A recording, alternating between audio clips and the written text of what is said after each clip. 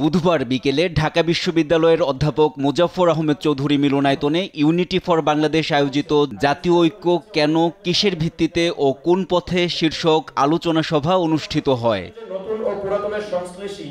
এতে অংশ নেন বিএনপি চেয়ারপারসনের উপদেষ্টা সৈয়দ মোয়াজ্জেম হোসেন আলাল, নিউএজ সম্পাদক নুরুল কবির, গণসংহতি আন্দোলনের প্রধান সমন্বয়কারী জুনায়েদ সাকি সহ বিশিষ্ট ব্যক্তিরা। এ সময় ঐক্যে পৌঁছাতে প্রান্তিক জনগোষ্ঠী, শ্রমিক সহ সবার অধিকার নিশ্চিতের আহ্বান জানান জাহাঙ্গীরনগর বিশ্ববিদ্যালয়ের শিক্ষক রেজওয়ানা স্নিগ্ধা। আপনি প্রান্তিক জনগোষ্ঠীকে যদি অন্তর্ভুক্ত না করতে পারেন, আপনি যদি পাহাড়কে অন্তর্ভুক্ত না করতে পারেন, আপনি যদি সমতলকে অন্তর্ভুক্ত না করতে পারেন, আপনি যদি চা বাগানের শ্রমিককে অন্তর্ভুক্ত করতে না পারেন, আপনি আসলে কিসের ঐক্যের কথা বলছেন? শুনতে তিতা হলেও আসলে আপনি ক্ষমতায় যাওয়ার ঐক্যের কথা বলছেন। আপনি ফ্যাসিবাদ করে ফ্যাসিবাদ তুলে দিয়ে নিজেই যদি ফ্যাসিস্ট হয়ে যান, এটি আমাদের সকলের পরাজয়। এই পরাজয়কে আমাদের পরাভূত করতে হবে, ঐক্য তৈরি করতে হবে সেখানে।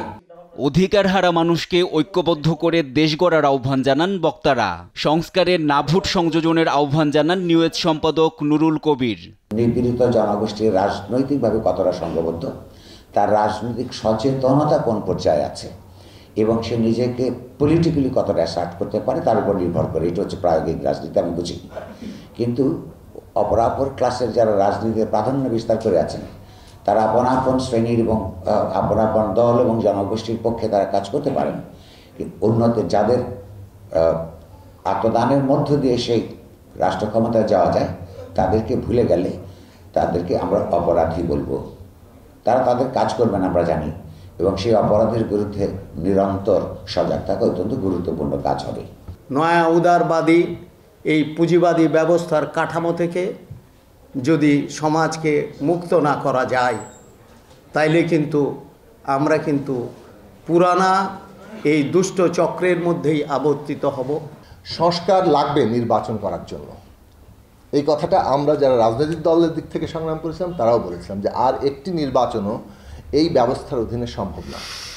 ফলে একটা অংশগ্রহণমূলক, সুষ্ঠু, গ্রহণযোগ্য নির্বাচন যদি আমরা করতে চাই, জাতীয় ঐক্যমত্যের ভিত্তিতে পুরনো ধাঁচের শাসন ব্যবস্থা পাল্টানোর আহ্বান জানান বক্তারা। চিন্তার প্রবাহ যেন বন্ধ না হয়, কর্মের প্রবাহ যেন বন্ধ না হয়, তাহলে এর মধ্যে থেকে যে মেলবন্ধন তৈরি হবে সেটাই হবে মূল লক্ষ্য। সক্রিয়তা বজায় রেখেই জাতীয় ঐক্য সম্ভব।